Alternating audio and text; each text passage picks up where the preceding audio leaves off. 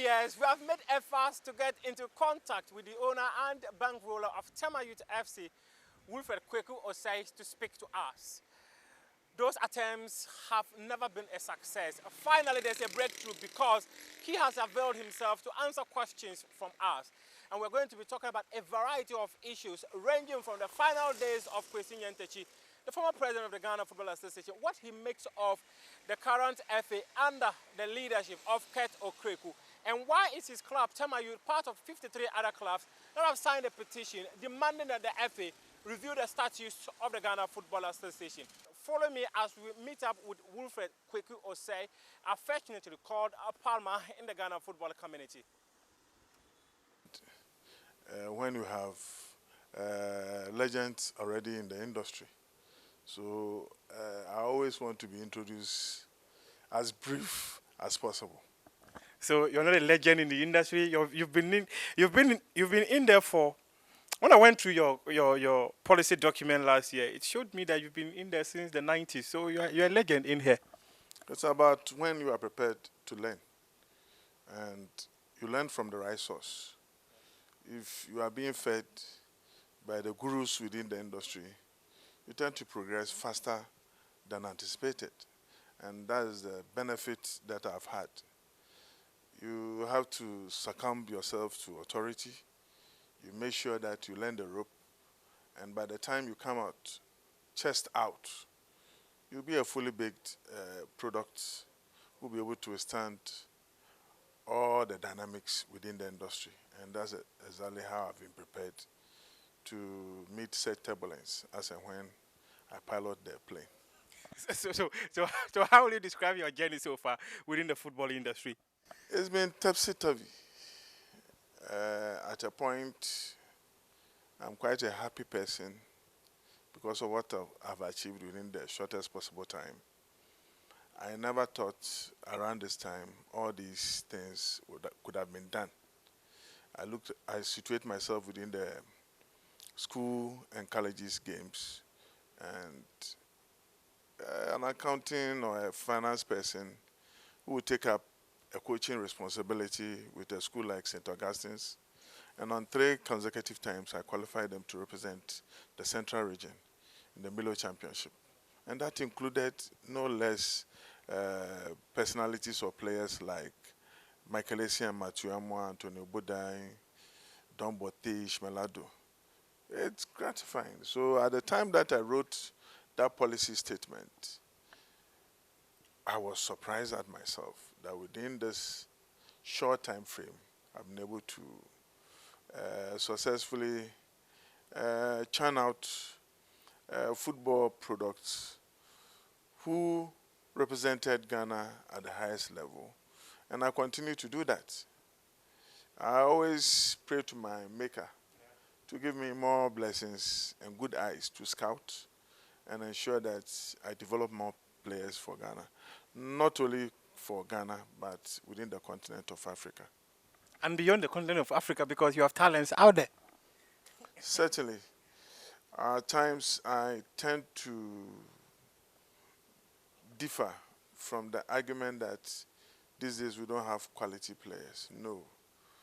It's about how meticulous you be in the recruitment exercise.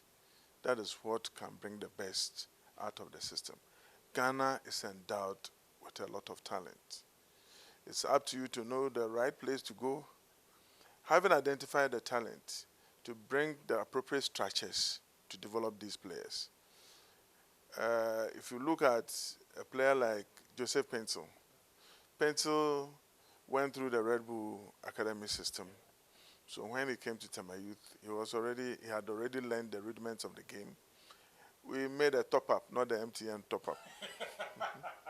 We made a top-up, and within a matter of 4 years, he had blossomed into a global competitor.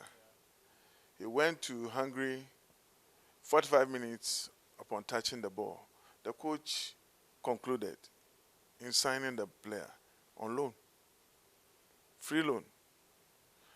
The first 7 days, by Saturday,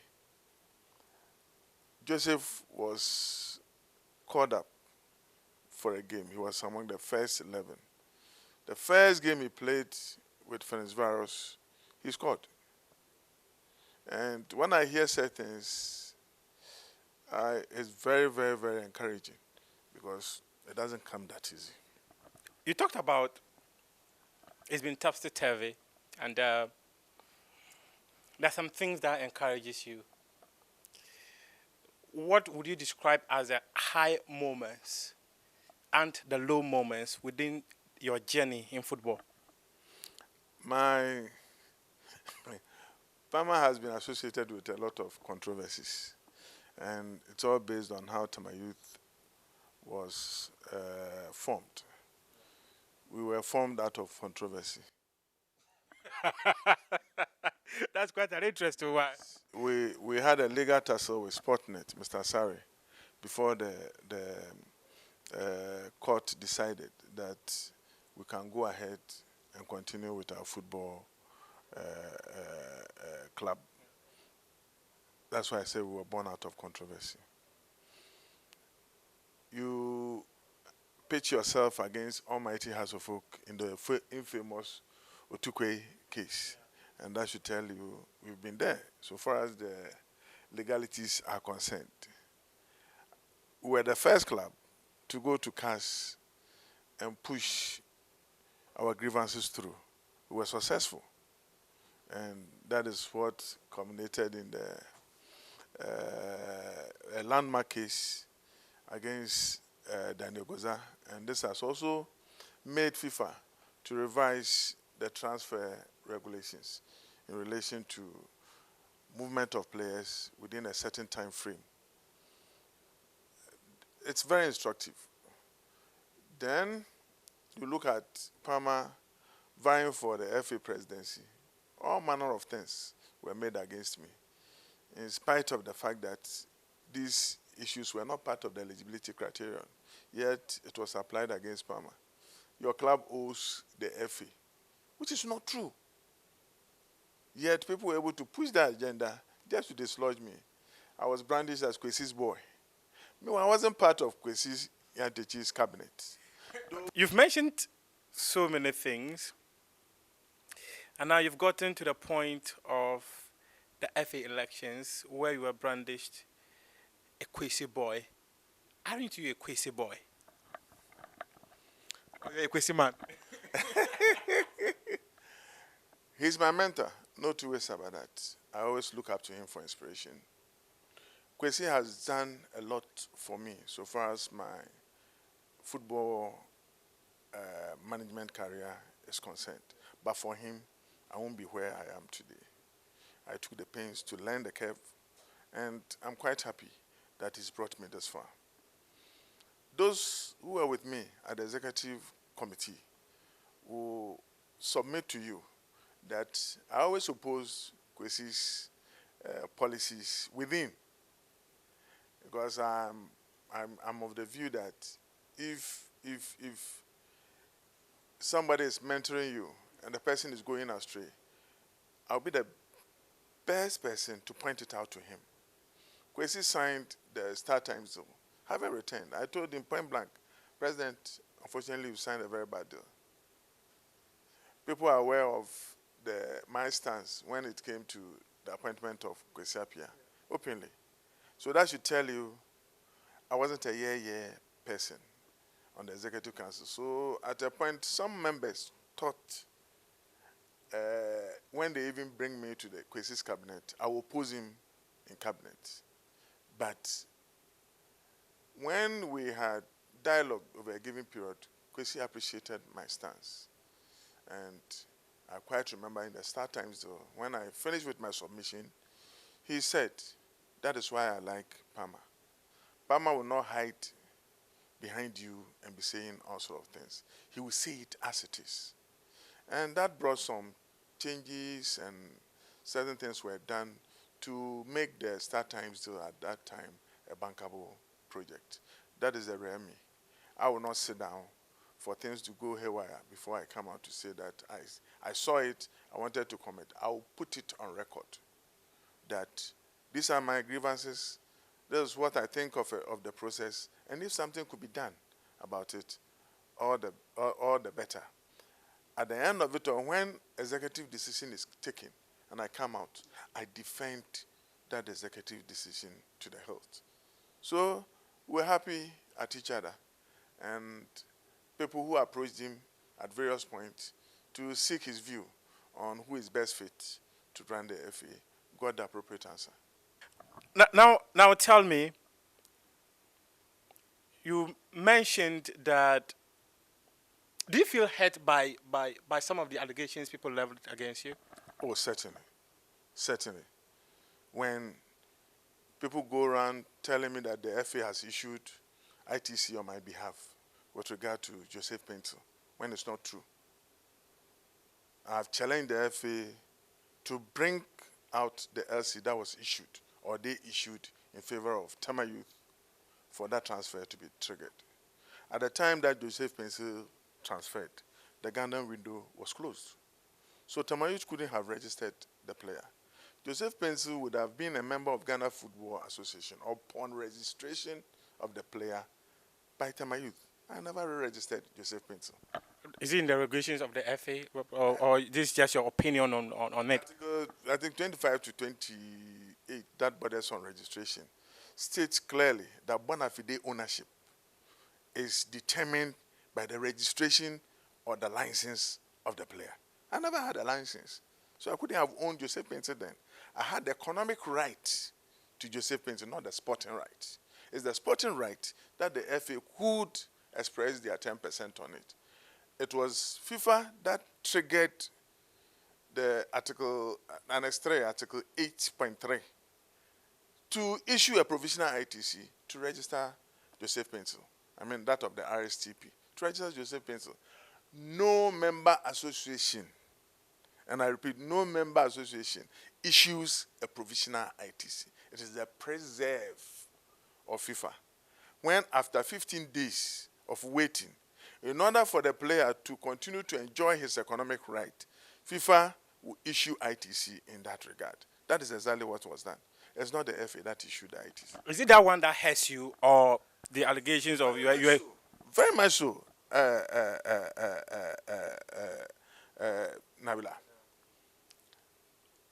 Within the eligibility criteria, that made every candidate to the FA presidential elections eligible or not. They have told the statutes clearly demonstrates that no foreign or additional criteria should be introduced when it's not part of the criteria that has been stated to declare candidates for the elections, which means that there is nowhere or written regulation that states that if a presidential candidate's club owes the FA, that presidential candidate is ineligible to play. Do you know how many people owe the FA at that time who stood for the elections? So why would that be used as a criteria to disqualify Palmer? That thing was politically motivated. Do you feel targeted? Do you feel you were targeted by the FA? Of course.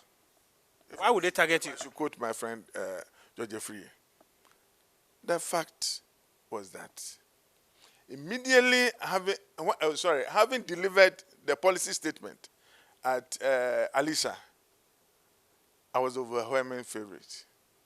There is no way anybody could have matched the stride that I had taken. So many speculations were going around. This guy cannot even carry his views across, blah, blah, blah, here and there and whatnot. But after that delivery, they saw that no, something must be done to stop Wilfred Kwaku Osei. Otherwise, he's the candidate. The BNI came out with a report, and it had Wilfred Kwaku Osei in the lead. I visited most ministers here and there and whatnot. I said, what is so special about you? I said, I have traits that humbles me before all the constituents or the electorates. I will never, never raise myself above those who want me to be their leader. So in your opinion, the kind of leadership demonstrated by Kwesi Antichi. And I always mention his name. Brazil 2014. Kwesi, having returned from Brazil, never got home. He called me, Pama, who were him? I said, President, I'm in the house. And could be Pia me bao. He walked straight to me, came to me and said, Pama, $1,000 in it. Me call no. This is what I had for my what? For my per diem. Have it. You deserve it. I took it in good faith. And that is the kind of leader I always wish for. He always humbled himself as if I was rather the leader. And that's Kwesi for you. He behaved like that towards everybody. And that is the kind of leadership that we expected to take over from Kwesi. And I had the best fit for that kind of role. Why were you targeted? Because I have what it takes to reform Ghana football. But reforming Ghana football should be in the best interest of everyone. So if you have what it takes to reform Ghana football, why would people target you? Nabila, it's not everybody who would like to be an agent of change. Some people resist it. Others will torpedo it. They don't want good things to happen. I can sit here when a policy decision is taken at the executive council level. I can tell you whether it's a good decision or it's a bad decision. The project at the GFA is not for, let me say, amateurs. It's a project that must be tackled with the best of abilities. It's not a straightforward job. When we're there, Kwesi will tell you this is not an easy job. So I knew for a fact that whoever would take over from the normalization, there was job to be done, not leisure. It wasn't time for leisure. I'll come back to the amateurs bit because I'm quite interested in that area. Were you targeted by Dr. Kofi Amoah's normalization committee or the other candidates who were contesting for the position of GFA president? It was a joint project. It was a joint project. By who and who? Kofi Amoah came out clearly. We have him on tape. That guy Pama, I will never let him stand for elections. It's clear. I can tell you the person who authored the report to disqualify me. He wasn't part of the normalization committee. No. He's part of the current executives. He's currently at the FA. And he knows full well that he authored that report. At the right time, things will unfold. No, hold on. Let me just get one thing clear. What it means is that the vetting committee did not disqualify you, but rather someone made the vetting committee to disqualify you. Is that what you're suggesting? Absolutely. Let them come out with the vetting committee report that disqualified Osei Pama.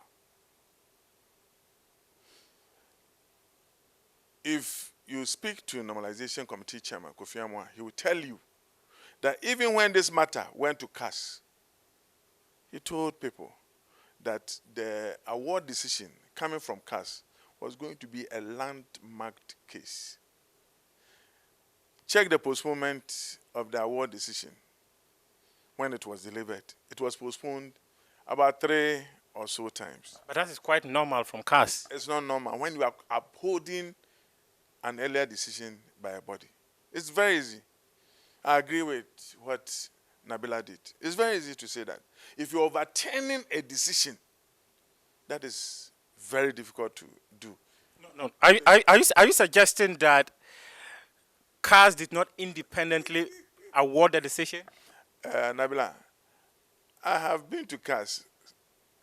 I have engaged or taken the pains to read award decisions from CAS, the one that was delivered. I wasn't convinced by any measure. Not convinced, the least. The fact is that when you go through it, we could have gone to the Swiss court, High Court, to overturn that decision. But I was advised by my leaders, my advisors, that, Pama, there's an end to every litigation. Let it be. After all, you have your colleague and friend, Kurt, who is taking over. Let him govern. and put your support or give your support to Kurt. Have you given Kurt your support? I gave my support, gave advice here and there. But when you are being sidelined or your services are not needed, you don't impose it on anybody. You keep it. We have learned a lot. Having served at the FA for almost 8 years, I've learned a lot, particularly as a finance committee chairman. When I tell you what would have rigged in per the COVID relief fund introduced by FIFA, it will marvel you. Ghana should not have had anything below $13 million from the COVID relief fund. How? Because other member associations were not getting that. How was Ghana going to get nothing below $13 million? We have played with this. We have toyed with the figures at the FA. Be reminded that for 2 consecutive times, I was the finance committee chairman. For 1 or 2 years, I was the vice. So I know what I'm talking about. There are 3 stages. Every stage and what we could have accumulated. The third stage, that we have not been told whether we have assessed it or not. That is what would have been the banker. Would have had between $5 to $7 million from that.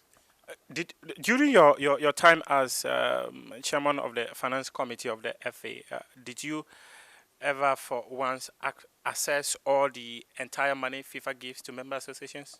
Yeah, that one, it was a regular routine. Were you assessing everything? Yes. We had our, how do you call it, the strategic business plan. That was that committee I chaired for us to have it. And that was a prerequisite for the disbursement of the funds. Our financials were spot on. Then any other requirements that FIFA asked, we were able to meet it. Not all member associations could access the fund. Yeah, the investment fund was 750, but it required a feasibility report. Before that feasibility is written, the Executive Council will have to meet and decide on which project to embark on. That was the difficulty we're having. Many of the members were of the view that we should assess the fund to raise the standard at Pram in terms of the hostel facilities that we have there. Others were also interested in so that we can rent the property out and make money, because the idea of creation of the investment fund is to create a commercially viable project that the FA can raise other or additional income from its activities. So why did you not do that? It's about a decision to accept a project in mind. Then we write a feasibility report for that, because I couldn't have more or less decided for the entire executive committee. It has to be a collective decision by the executive committee once the thing is done. It wasn't the entire duration of our tenure. That is where FIFA Forward 2 was implemented. We were told recently that Forward 1 had brought, that has elapsed, had brought $2.45 million to the FA. That couldn't have been. As you have mentioned, the entire Forward 2, if I'm right, did not exceed $1.25 million. So how could Forward 1 bring $2.45 million? I had written to FIFA, and they had mentioned to me that last year when that conversation came up, when I wrote to FIFA, FIFA told me that it was expected to expire in December. So what it meant is that by the time the FA came into office, they could still have access to those money. What you could have asked is that whether it was 2.45 that has been given to the FA or not. Because at that time, I didn't have the figure that you are mentioning. And I'm telling you, the highest or maximum you can do under the FIFA Forward was 1.25. You've mentioned it. So there's no way you can exceed the 1.25. Well, are you a special member to the... What if we say that the 2.45 they accept were for maybe for a period of 2 years? I'm telling you what transpired. If you look at the COVID relief fund, I think the stage 1 puts that is, it made member association accessible to what they had not received, and that was $1 million per year. Are you with me? That money was received in stage 1. It came before the stage 2. Are you with me? It came before the stage 2. The FA informed members that they've received that money, the stage 1 money. That is when the first disbursement was made. But stage 2, nobody told us. They rather told members that it's the FIFA Forward 1 that they have been able to access, which was not true. If you have just joined us, we are speaking to Wilfred Kwaku Osei, the owner and bankroller of Tema Youth FC, a former chairman of the Black Stars Management Committee, a 2019 GFA presidential candidate, and he's been speaking on a lot of issues from how his career as a football administrator began all the way down to this point. Now we are talking about the current FA, but I want us to continue the conversation around the current FA and talk about current issues. But 2 quick questions before we get into that are going to be 2 things. Per the ruling from the Court of Arbitration for Sport, that I think that it hurts you so much. Does it hurt you so much, the CAF arrived at that decision? No, but I don't think they were vintage enough. I wasn't hurt because nowhere in the ruling have they said that I'm ineligible to contest any future elections. That's exactly where I am coming to. Before you comment on it, many have said, and I have heard people say that per the ruling of the Court of Arbitration for Sport, what the nomination committee did by disqualifying you, CAS agrees with them. What it means is that in future elections, Palmer can never be eligible to contest. They're just insinuating what is not in the ruling. Both rulings specifically referred to the 2019 GFA elections and not all the subsequent elections that is about to take place. In any case, I'm not under any contention for the presidential. Let me put it straight. I don't have any presidential ambition now to vie for the FA presidency. Why? The reason being that, Nabila, it is not you who decides to lead people. It's the people who decide that you are best fit to lead them to the promised land. And to put it in simple terms, leadership resides in the rank and file or the constituents, not you. You cannot impose yourself on people. What if the football people decide not to vote for you?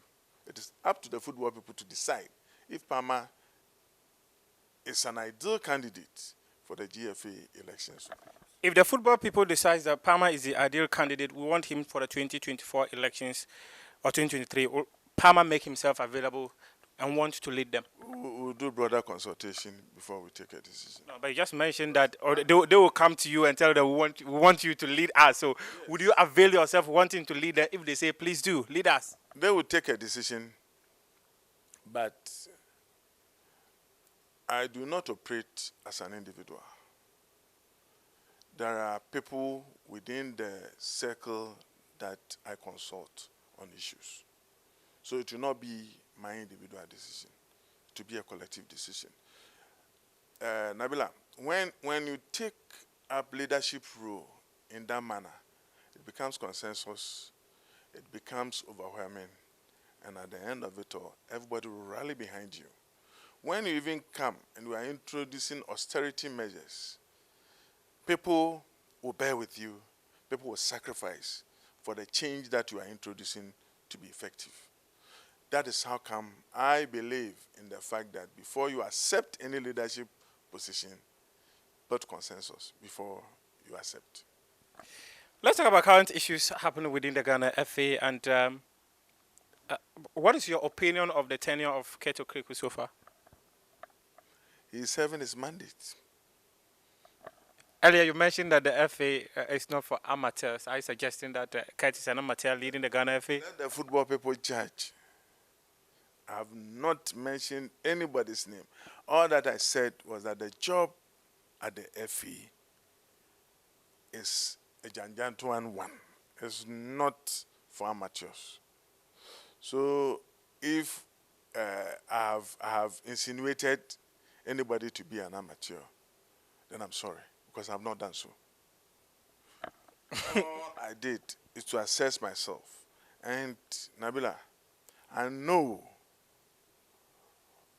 I have what it takes to lead football people.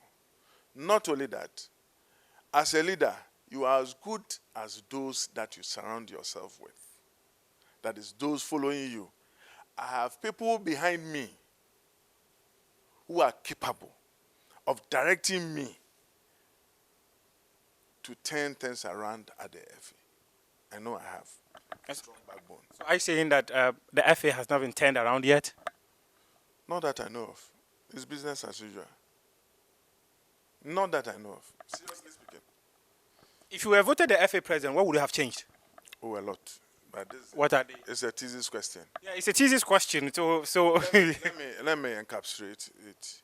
I would have changed the image of the FA to a positive one. Is the FA image negative? Am I preaching to the choir? So what do you mean? What do you mean by you would have changed the image of the FA to a positive one? What do you mean by that? If I'm preaching to the choir, because the journalists have benchmarked the standards at the FA. If our image is solid out there, you are a better judge. If we still have to do a lot at the FA in terms of image enhancing, that is also up to you. So you are a better judge. What must change at the FA? A lot. What are they? Oh, even not to... Mention 3 things. 3 things. It cannot be 3 things. It cannot be. We have the 7 pillars, and I feel that has not been tinkered well, so far as the FA is concerned. Even we are having issues with competitions. Our regulatory environment, we are having issues. Otherwise, we will not... I'll be coming there. I'll be coming there. I'll be coming there. I'll be coming there. But I just want you to mention things that must change at the FA now. I'll be coming to that point. You see, Nabila, football is we have a Bible of football. If you don't follow certain principles, you cannot squeeze water out of stones. You will not get the intended results. Management or administration is a scientific process. When you trigger an aspect of it, there's an outcome that you get. So when you ask me that what is wrong with the FA now, I'll go with my 7 pillars. And even infrastructure-wise, I think it's okay. I'm asking you. As we speak now, Division 1 clubs, I'm playing at Sogakope. There's no venue aside. That's why I'm at Sogakope. Is it the responsibility of the FA to provide clubs infrastructure? Not at all. But they... Then why are you placing it on the FA? They regulate the licensing requirements to approve a pitch or not. And most clubs had their first option turned down. That is exactly the situation. You cannot have clubs at the Division 1 level moving from certain radios to go and play their matches at another area or in another jurisdiction. Are you saying that they should lower the bar of the club licensing because you just want to play matches at your first choice of venue? You see, Nabila, you can make the laws, but implement the laws within our current economic circumstances. We went for a meeting, and the agenda was that Division 1 clubs were going to pay for referees' fees. Some of us told the FA categorically that we didn't put that in our budget. And we cannot conjure figures to be paying for officiating fee of 20,000 Ghana cedis. We couldn't have. Are you with me? So implementing some of the policies, you could have planned it in such a manner that you would have avoided this. The very first time we met at M Plaza, I asked the question, Mr. President, that is Kurt, are you sure you are ready for the league? He said, yes, we are ready to start. I, having been part of the finance committee, knew that one of the triggers, or if you do your expenditure pattern, the highest component of it is officiating. It takes a chunk of the money at the FA. There was no sponsorship. So how will the current administration deal with officiating fee? We have administration of the league. We do make allocation for the administration of the league or the management of the league. It takes the chunk of the money. Is there any sponsorship for it? How would the FA be able to raise money for that? So within that time frame, what could have been done is to give enough time for such a league to take off. You were talking about how you had told the FA president whether he was sure the league was going to commence and all that, and knowing the figures at the FA without sponsorship. I just want you to conclude on that, then I'll proceed to the current happenings, because if you foresaw that it was very difficult to start the current season, there's also an introduction of a new competition that starts next year. I made that statement because in finance, we have what we call non-funded expenditure, and that can collapse any business. Any expenditure that you have, you must have a source of funding for that particular expenditure. I want to organize a party. I don't have the money to go and buy the drinks. Can I organize this party and have my peace of mind in the house? Because if I go and borrow, the person operating the bar will come on Monday and be chasing me.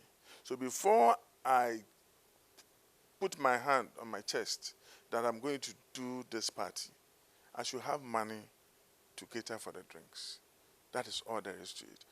Most of the expenditure were non-funded because the FA did not have money to fund it. And as we speak now, referees are owed large sums of money. Yeah, but even your administration was always owing referees. We had sponsorship at a point, and that one we couldn't pay. So having been armed with that fact, that is how come I gave that advice voluntarily. Somebody would have kept quiet and said, oh, I knew they couldn't do it. But I cautioned them that this is what will happen.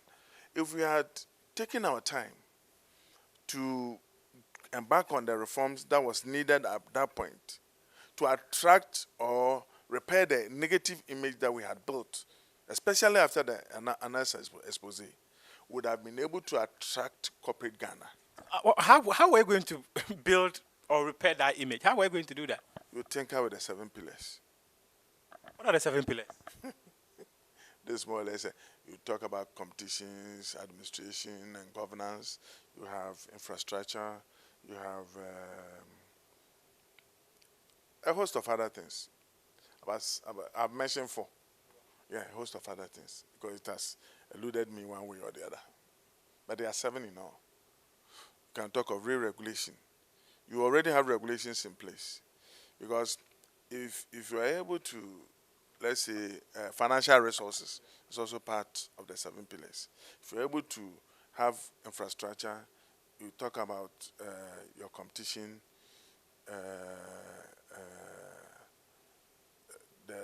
then you bring regulation to supervise or re-regulate the sector. Are you with me? Football sector is highly regulated. Regulated in the sense that everything you do, that is why we have the statutes. But what is the guarantee that if you had done all these things, you were going to get people to come on board and put money into? Applied elsewhere, and it's worked. Elsewhere, it's not Ghana. No, check Uganda. and the strides that they have made. In the last AFCON, we're finding it difficult to play Uganda, or most teams in Africa, we're finding it difficult to play Uganda. The strides that they have made in football is due to the fact that they have a comprehensive strategic business plan that they are implementing. And when you go through it, it's about the 7 pillars. Ghana struggled against Uganda in 2015 after the World Cup. We struggled against the same Uganda when we were preparing for the 2018 World Cup. So what was going to change now? That's how I told you that there was a need for reforms. Our match against Uganda in Tamale, it was more or less the bickering, the internal wrangling, especially coming from the minister and the FA. I asked my members a simple question. Why couldn't we have even played the match in the evening? Because the scorching sun that we played the match under did not favor our players, because most of our players were based in Europe. So if you play a match under the scorching sun, it rather favor the Ugandans who had the bulk of their players based in Uganda or in Africa. Are you with me? Meanwhile, we're not rushing to any place after the match. So why couldn't we shift the match to the evening? Because we're to travel the next morning to Accra. All this petty planning did not happen because of the stance of the government at that time and that of the FA. Certainly there was a wedge. And when there is such wedge, it's the masses who suffer. So Ghanaians suffered out of this boardroom wrangling. Do you have regrets about certain things you've done? What are the things that, if you have an opportunity, you would want to change? A whole lot of things. A whole lot of things. If you had an opportunity to, in football, if you had an opportunity to grant an interview, what you said of Ghana's failure to qualify for the 2018 World Cup, would you have said it differently if you had an opportunity? Do you regret ever making such comments? In terms of the indemnity thing, there was nothing wrong with that statement. No regret on that statement. Nothing absolutely wrong on that statement. I never referred to bribery. People insinuated and said, Obama said we should go and pay bribe. Wow. I went before the ethics committee. They played the tape. George Efrio was there, and the question was, oh, George, did you listen to the tape before you passed the comment that, or you recommended that Palmer should appear before the, how do you call it, the ethics committee? He said, no. Listening to it, I didn't find anything. So was it George who recommended you should appear for the committee? He told Sunny. He told Sunny. And, I mean, he said it in the course of the meeting. He said it. And he said no. Having played the tape, they thought they have, I mean, whatever accusations that were being thrown around had said those things. But when they listened to the tape, it wasn't there. So they were even surprised. So if they were surprised, why did they warn you? The advice, they didn't, you see, it was very cordial. The engagement was very cordial. The advice from the chairman of the committee was that, Palmer, those should not stop you from defending the FA. I was defending the FA. I was defending the FA. Because somebody had insinuated that it's the FA that did not do his work well. That's why we failed to qualify. I said, no, it cannot be. It couldn't have been the case. I was a member of the management committee, Blasters.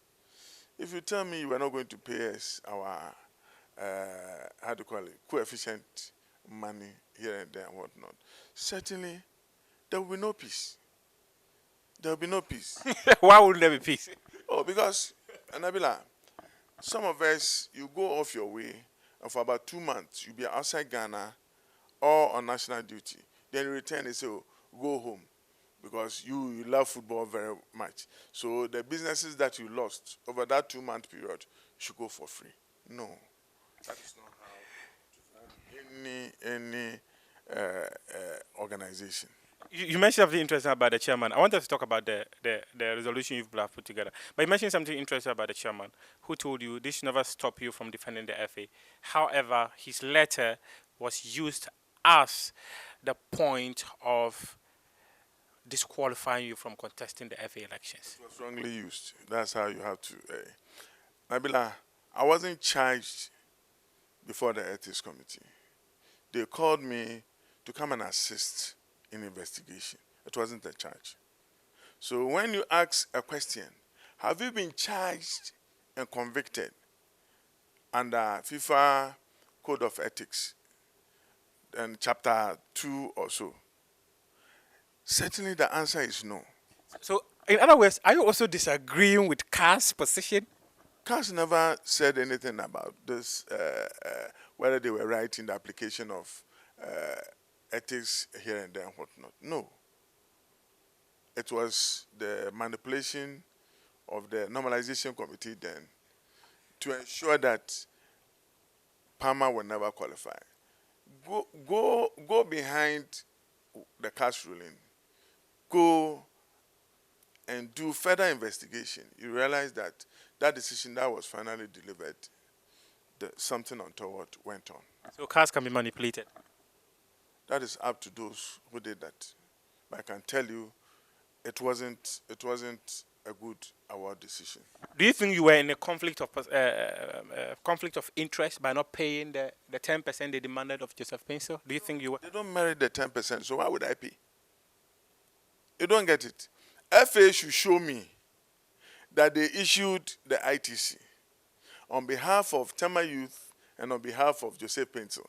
That is how come Joseph Pencil went to Belgium and continued with his career, and I'll pay the 10%. Would you ever be neutral in the matters of Tema Youth and the FA, if you were voted FA president? You mean myself? Yes. I've always been objective when it comes to my decision.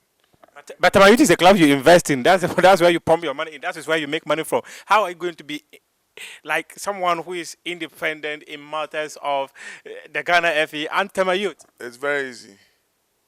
You have to insulate yourself from such bombardment left and right. And there's a way to do that professionally. You have to engage professional men to run Tema Youth. Then you disengage and transfer your investment in Tema Youth to a trust. That trust could have managed it so that Wilfred Kwaku Osei will not have a single share in Tema Youth, so that people will see me more as an independent person. You could have remained as a director, all right, but your shares is what will let you protect your interests at any point. Dr. Ndum did that when he assumed the office of the National Development, how do you call it, Ministry. He did that, and it could be done.